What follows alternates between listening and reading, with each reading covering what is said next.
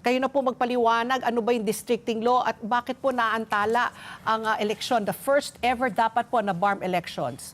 Ma'am Pat, Ma'am Ricky, maraming salamat sa tanong. Una po muna, nagkaroon kasi ng desisyon ng Korte Suprema na kung saan binaliwala yung paghati-hati ng mga distrito dyan po sa Bangsamoro sapagkat nakalagay po sa ating organic law yung nag-create ng Bangsamoro na kung saan dapat 80 o 80 ang membro ng parlamento ng Bangsamoro. Kung kaya nga lamang po, nagkaroon ng desisyon ng Korte Suprema sa kaso ng tinatawag na Province of Sulu versus Executive Secretary na kung saan ang sabi ng Supreme Court hindi kabilang ang Sulu bilang parte ng Bangsamoro. Ang Sulu po ay merong 7 upuan o seats para po dyan sa Bangsamoro. Kaya po ang dapat, yung 7 ay dapat ma-distribute sa mga natitirang probinsya ng Basilan, Lanao del Sur,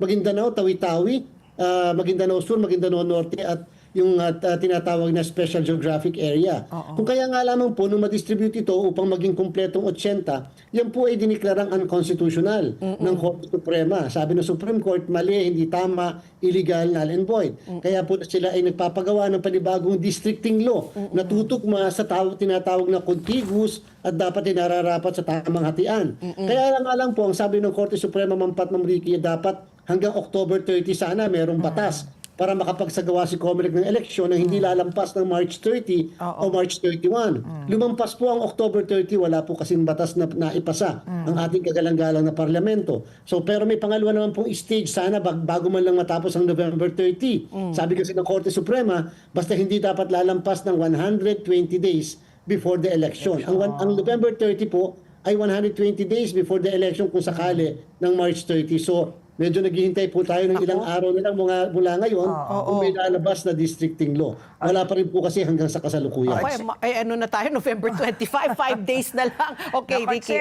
Jumping off from that po, may contingency plan po ba ang COMELEC just in case na hindi po tayo umabot sa deadline ng November 30 nga, no?